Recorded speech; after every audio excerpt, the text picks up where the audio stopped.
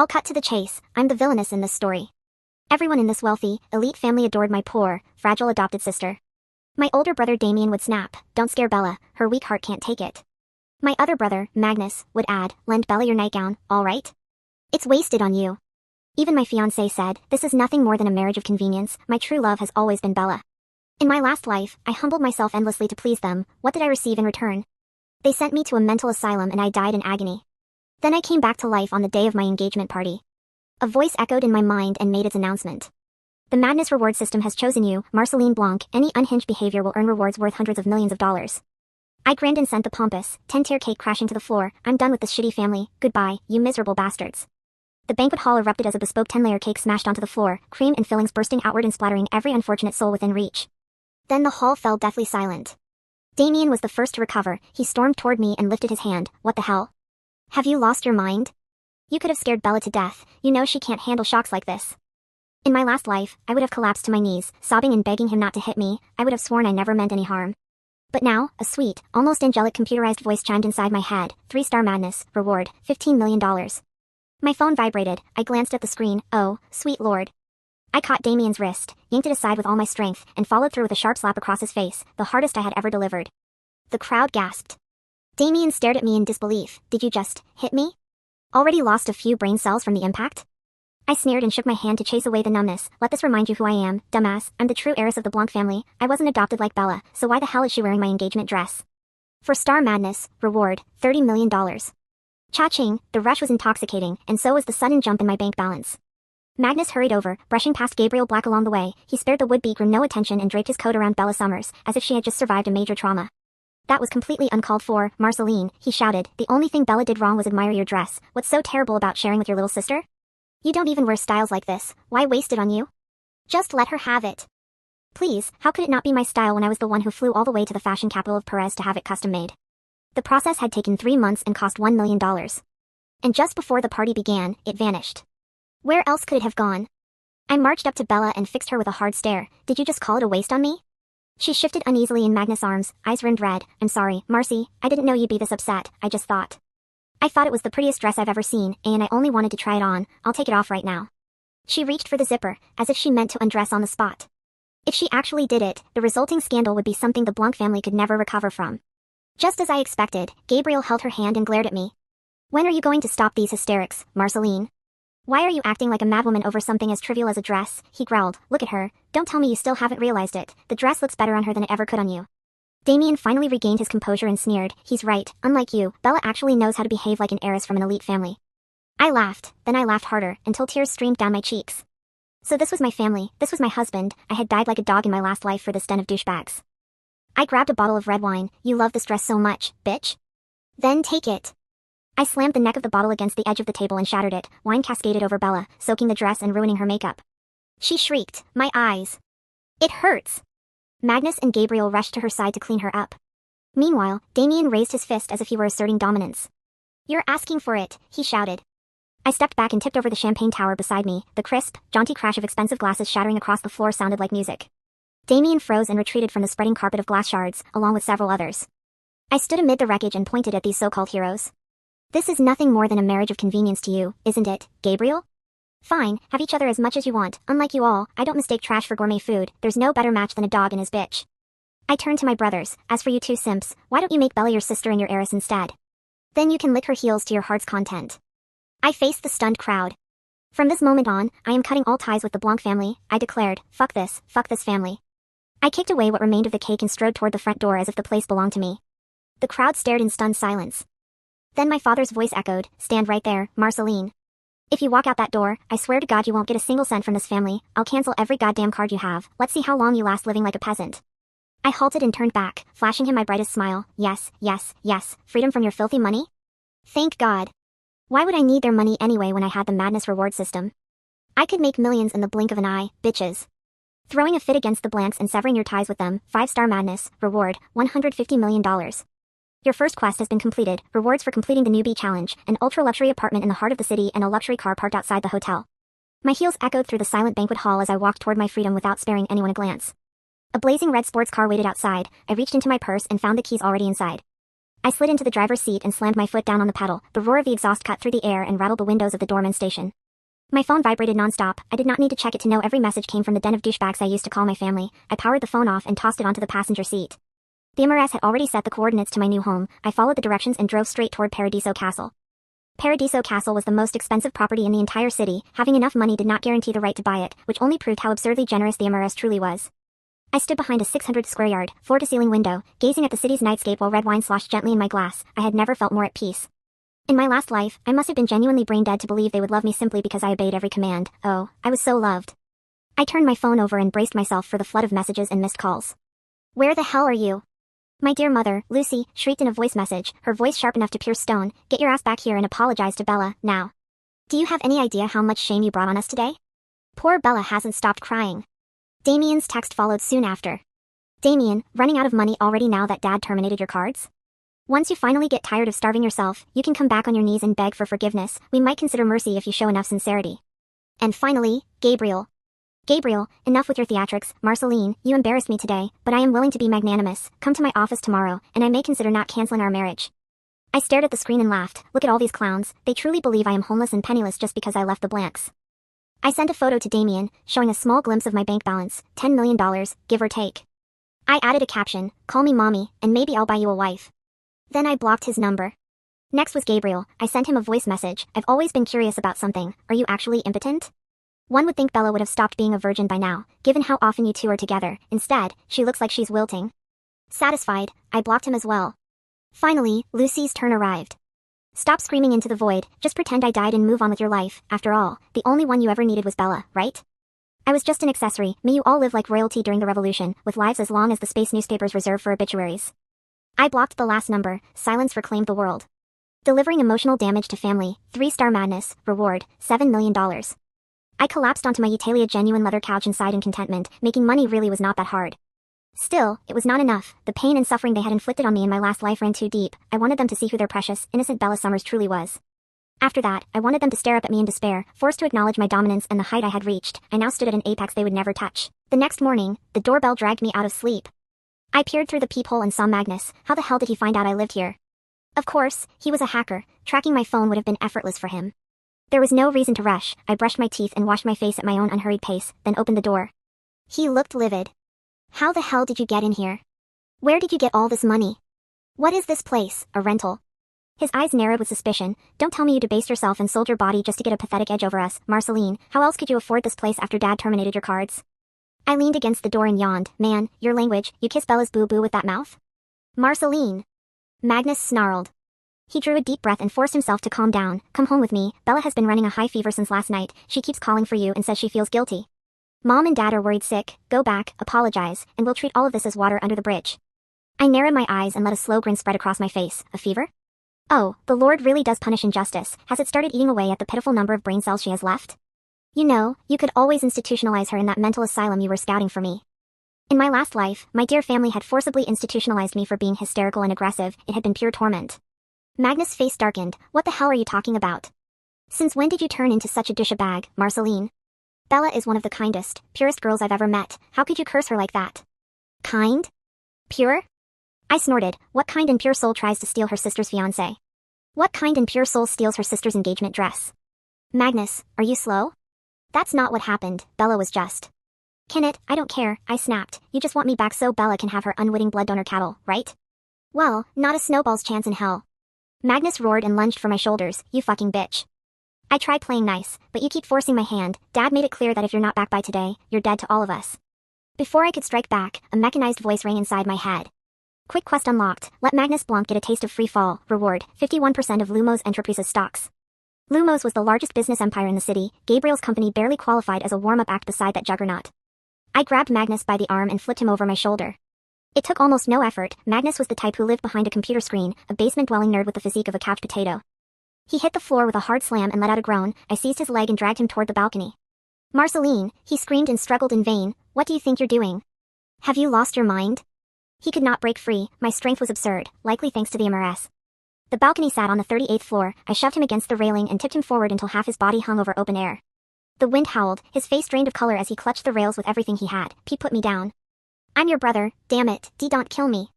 I tapped his cheek. "Brother?" You really think I see you as one? TSK, TSK. Pass this message to the blanks, don't piss me off, because next time, my grip might turn magically weaker, now get the hell out. Magnus bolted from my residence in a blur, he even left his shoe behind. I watched him flee and smiled. Quest completed, your reward can be found in the safe box in the study. Well, things are only just getting started, I muttered. The safe in the study was hidden behind a laughably pretentious oil painting of a horse. I punched in the default code the MRS provided, and the heavy steel door clicked open. Inside sat a single, thick manila folder and a sleek black titanium access card. I flipped open the folder, there it was, printed in crisp, undeniable legal jargon, certificate of majority ownership, 51% stake in Lumos Enterprise, shareholder, Marceline Blanc. I traced the embossed seal with my fingernail. Lumos wasn't just a company, it was the apex predator of the city's financial food chain. They owned real estate, tech, pharmaceuticals, and private banking. Gabriel's family company, Black Corp, was a tiny remora fish hoping to scavenge Lumos' leftovers, and my father's precious Blanc group relied on Lumos' supply chains just to keep their factories running. Let's see how long you last living like a peasant, my father had said. I smirked, tossing the documents onto the mahogany desk. I wasn't going to live like a peasant, I was going to be their god. My phone buzzed. It was a local news alert. Blanc family heiress hospitalized after sudden collapse. Attached was a paparazzi photo of Bella being carried out of the family mansion on a stretcher, Gabriel looking tragically handsome and devastated by her side. Right, Bella's illness. In my past life, her rare blood condition was the chain around my neck. We shared the same incredibly rare blood type, Rh-null, the golden blood. The Blancs hadn't kept me around out of familial duty. They kept me as a walking, breathing blood bag. Every time Bella threw a tantrum, every time she stayed up late partying and her marrow failed to produce enough red blood cells, I was strapped to a chair and drained. They literally bled me dry to keep their precious adopted angel glowing. Not this time, new quest unlocked. Crash the Lumos Enterprise quarterly board meeting and assert dominance. Reward, master-level corporate hacking skills and $50 million. I opened my closet. The MRS had stocked it with custom designer pieces that made my ruined engagement dress look like a cheap Halloween costume. I pulled out a sharp, blood-red blazer, a pair of tailored black trousers, and 6-inch stiletto heels that looked sharp enough to puncture a jugular. It was time to go to work. The top floor of the Lumos Enterprise headquarters was a cathedral of glass and steel. As I stepped out of the private executive elevator, the titanium access card securely in my pocket, I could hear the muffled, booming voice of my father coming from the main boardroom. I didn't bother checking in with the shivering executive assistant at the desk. I just pushed the heavy double doors open. They hit the walls with a thunderous crack. The massive room fell dead silent. Sitting around the long obsidian table were the 12 board members of Lumos. Standing at the head of the table, pointer in hand, was my father, Richard Blanc. Gabriel sat to his right, wearing a smug, tailored suit, a stack of merger proposals in front of him. They were pitching for the Lumos Capital Investment Grant, a $2 billion lifeline. Richard's face purpled the moment he saw me. Marceline? What the hell are you doing here? Security. Who let this psychotic girl into the building? Gabriel stood up, adjusting his cuffs, looking at me with a mixture of pity and disgust. Marceline, this is a new low, even for you. Did you follow me here? I told you, if you want to beg for forgiveness, come to my office. Interrupting a multi-billion-dollar pitch is not going to win me back. I ignored them, my heels clicking methodically against the marble floor as I walked straight toward the head of the table. Mr. Sterling, I said, addressing the elderly, silver-haired CEO of Lumos who was staring at me in shock. I apologize for my tardiness. Traffic. Before anyone could stop me, I pulled the titanium black card from my blazer and tossed it onto the glass table. It slid perfectly across the surface, coming to a halt right in front of Sterling. Sterling's eyes went wide. He scrambled for his tablet, punching in a code. The giant projector screen behind my father suddenly flashed green. Access granted. Welcome, majority shareholder, Marceline Blanc. Gabriel's smug expression shattered. He blinked, looking from the screen to me, then back to the screen. What? Shareholder? What is this glitch? My father laughed nervously. Mr. Sterling, clearly there's been a cyber attack. My estranged daughter is many things, hysterical, jealous, currently broke, but she is not a shareholder. Shut up, Richard, Mr. Sterling snapped, his voice trembling as he stood up and bowed deeply toward me. Miss Blanc, we were notified of the sudden transfer of 51% of our shares this morning, but we didn't know it was you. Please, take your seat. Sterling scurried away from the head of the table, offering me the plush leather chair. I sat down, crossing my legs, resting my chin on my intertwined fingers. I looked up at my father, who was suddenly looking very small, and Gabriel, who looked like he was going to vomit. Continue your pitch, Mr. Blanc, I smiled, baring my teeth. You were just begging my company for $2 billion. I'm listening. For Star Madness, reward, master-level corporate hacking skills and $50 million transferred to your account. This is impossible. Gabriel slammed his hands on the table. You? Owning Lumos? You don't even know how to read a balance sheet. You've spent the last 3 years picking out floral arrangements for our wedding. Oh, Gabriel, I sighed, picking up his meticulously crafted merger proposal. I didn't even read it. I just tore it perfectly in half, right down the middle, and let the pieces flutter to the floor. I know enough to know that Black Corp's profit margins have been negative for 3 quarters, and you're relying on a shell company in the Caymans to hide your debt. I also know that if Lumos pulls its supply chain contracts with Blanc Group, my dear father's company will be bankrupt by Friday. My father grabbed his chest, staggering back a step. Marceline Marcy, sweetheart, look, let's not let family squabbles ruin business. We're blood. Blood? I cut him off, my voice dropping to a dead, icy calm. I stood up and leaned over the table. You have no right to use that word with me. Lumos Enterprise declines your proposal. Furthermore, as of this exact second, Lumos is calling in all debts owed by Blanc Group and Black Corp. You have 48 hours to pay us the combined $300 million you owe in back-end logistics, or I am liquidating your assets. You can't do this. Richard roared, his face turning an apoplectic red. I'm your father. Bella is in the hospital right now because of your stunt last night. She needs a transfusion, Marcy. If you don't come back and give her your blood, she could die. There it was, the real reason they were panicking, their supply was running dry. Then I guess you better start picking out a coffin, I whispered, the words dripping like venom. I hear mahogany is nice, or maybe you can just wrap her in my ruined engagement dress. I turned to the board members, who were sitting in terrified silence. Security, escort these two bankrupt vagrants off my property. If they resist, break their legs. Two massive security guards marched in. Gabriel tried to shove one away, shouting my name, but the guard effortlessly pinned his arm behind his back, making him squeal like a pig. As they were dragged toward the elevators, I pulled out my phone. Oh, and Gabriel? I called out. He twisted his neck to look at me, his face pale with pain and humiliation. Check your phone. I just bought the mortgage to your family's estate. If you aren't out by tomorrow, I'm bulldozing it. Ruthless corporate execution. 5-star Magnus. Reward. Complete immunity to poisons and toxins plus $100 million. By the time I returned to Paradiso Castle that evening, the city was in absolute chaos. The stock market had reacted to Lumos' sudden severing of ties with the Blanc and Black families. Both companies' stocks were in freefall. I poured myself a glass of vintage scotch and pulled up my laptop. Thanks to the MRS rewarding me with master-level hacking skills, infiltrating the Blanc family's private servers took me exactly 3 minutes. Magnus, that basement-dwelling idiot, had terrible cybersecurity. I sifted through the hidden files on his drive. It didn't take long to find what I was looking for. There were gigabytes of hidden security footage from the Blanc mansion. I clicked on a video dated from a month ago.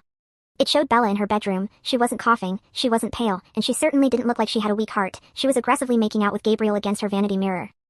I fast-forwarded, another video, this one from 2 weeks ago. Bella was in the private family hospital wing. She was sitting on the bed, smoking a vape, talking to my mother, Lucy.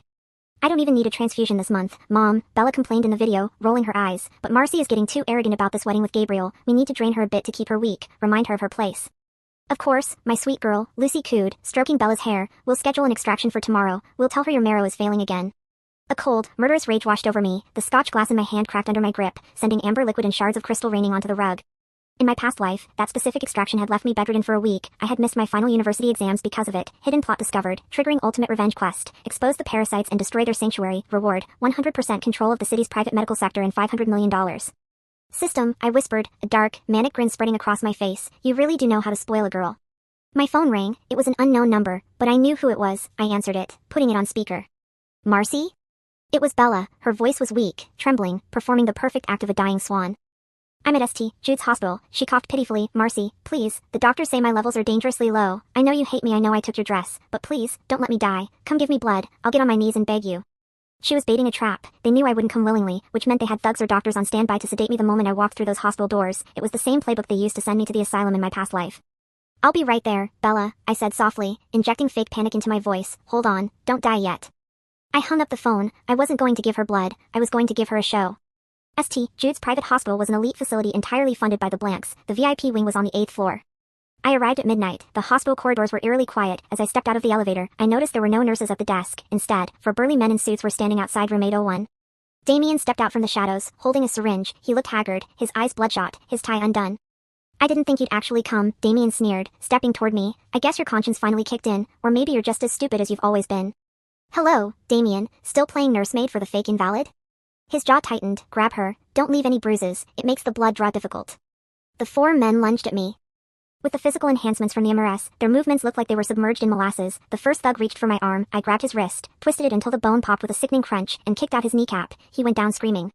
The second man pulled a baton. I ducked under his swing, drove an uppercut into his throat, and used his collapsing body as a vault to launch myself at the remaining 2. A swift spinning kick caught one in the temple, dropping him instantly. The last one hesitated, eyes wide with terror, before I grabbed him by his tie and smashed his face into the marble wall. In less than 10 seconds, 4 elite bodyguards were groaning on the floor in pools of their own blood. Damien dropped the syringe. He backed up against the wall, his hands shaking. What are you? You're a monster. No, Damien, I smiled, stepping over a groaning thug and picking up the syringe he had dropped. It was filled with a heavy sedative. I'm the villainess, there's a difference. Before he could scream, I jammed the needle into his neck and pushed the plunger. Damien's eyes rolled back into his head, and he collapsed like a sack of bricks. I kicked the door to room 801 open. Bella shrieked, scrambling back against the headboard of her hospital bed. There were no 4 lines in her arms. Her cheeks were perfectly rosy. She wasn't dying. She was eating a bowl of imported grapes. My mother, Lucy, was sitting in the corner, reading a magazine. She dropped it, her face draining of color as she saw me step into the room, stepping over Damien's unconscious legs. Marcy! What did you do to your brother? Lucy screamed, running toward the door. I grabbed Lucy by the collar of her expensive Chanel blouse and threw her effortlessly back onto the sofa. Sit down, Mother, we're having a family meeting. I walked over to Bella's bed. She was trembling violently, real fear finally replacing her manufactured victimhood. Marcy, stay back. I'm sick. My heart. Your heart is as black and healthy as a vulture's, I interrupted, pulling out my phone. With a single tap, thanks to my hacking skills, I hijacked the hospital's intercom system and the televisions in every single patient room, waiting room, and lobby. What are you doing? Bella cried. Something long overdue, I said. I hit play on the files I had ripped from Magnus' server. On the giant flat-screen TV in Bella's room, and on every screen across the entire hospital, the video of Bella aggressively hooking up with Gabriel began to play. The audio echoed loudly through the hallways. Oh, Gabriel, tell me you're gonna dump that pathetic bitch soon, Bella's voice moaned from the speakers. Bella's face turned the color of ash. Stop it. Turn it off. I swiped to the next video, the one of Bella and Lucy plotting to drain my blood just to keep me weak. Remind her of her place, the video echoed through the hospital. The Blanc family has been illegally harvesting my blood and falsifying medical records for years, I spoke into my phone, my voice broadcasting across the hospital intercom. They have bribed doctors at St. Jude's to fake a terminal illness to garner public sympathy and secure charity tax write-offs. I am Marceline Blanc, and I have just forwarded all medical records, video evidence, and financial ledgers to the FBI, the IRS, and every major news network in the country. Lucy burst into tears, dropping to her knees. Marcy, you've ruined us. You've ruined the family. How could you be so cruel? I knelt down, grabbing my mother's chin, forcing her to look at me. Cruel? You sent me to an asylum in my past life to rot and die because I asked for a sliver of your love. This isn't cruelty, Mother. This is pest control. Ultimate revenge quest completed. 100% control of the city's private medical sector secured. Reward, $500 million. Sirens began to wail in the distance. The police were already on their way. I stood up, smoothing out my blazer. I looked at Bella, who was curled into a fetal position, sobbing hysterically as her carefully constructed world of lies burned to the ground. Enjoy the cell, Bella, I said softly. I hear horizontal stripes are vary in this season. 6 months later. The fall of the Blanc and Black families was the scandal of the decade. Without Lumos's backing, and with the sudden demand to repay their massive debts, both families filed for bankruptcy within a week, but bankruptcy didn't save them from the criminal charges. The evidence I released sparked a massive federal investigation. It turned out the illegal blood harvesting was just the tip of the iceberg. Richard Blanc was indicted for massive tax fraud, embezzlement, and bribing medical officials. He was sentenced to 20 years in federal prison. Damien and Magnus were implicated in the cover-ups and cybercrimes. Magnus tried to flee the country but was caught crying in a bus station restroom in Ohio. Both brothers got 10 years. Gabriel Black lost his company, his fortune, and his reputation. When the videos of him and Bella went viral, his conservative investors pulled out entirely. The last I heard, he was working as a valet at a mid-tier casino, forced to park the luxury cars he used to own. As for Bella and Lucy, I sat on the balcony of my penthouse at Paradiso Castle, sipping a glass of incredibly expensive, incredibly rare vintage wine. The city lights glittered below me like diamonds scattered across black velvet. My phone buzzed. It was an update from the director of the Blackwood Psychiatric Institute, the very asylum they had sent me to in my past life. Since I now owned 100% of the city's private medical sector, I owned Blackwood, too. The director had sent a weekly report. Patient Bella Summers continues to exhibit extreme delusions of grandeur, claiming she is a wealthy heiress. Patient Lucy Blanc enables these delusions. Both patients became violently hysterical when informed their cafeteria privileges were revoked for fighting, mild sedatives administered.